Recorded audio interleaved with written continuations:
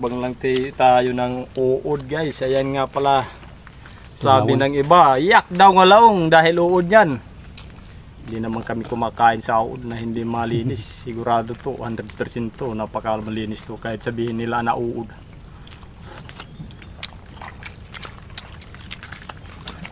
Ano to hadib ito Kagat ka guys. Ito yung pinakasustansya na uod daw. Pampaurag. Pero hindi basta-basta itong uod. Pampaurag ba yan? Pampaurag. Ito yung sikreto ng pagpaputi. Kaya hindi tayo umiitim. Kahit tayo mandaragat. Tulad dito kasi walang bahay mo yan. Ang puti-puti ito yung magandang pang kuskus balawos. Pampaputi. Pantanggal sa libag. Ano yan? Pang taboy sa mga dalipanos.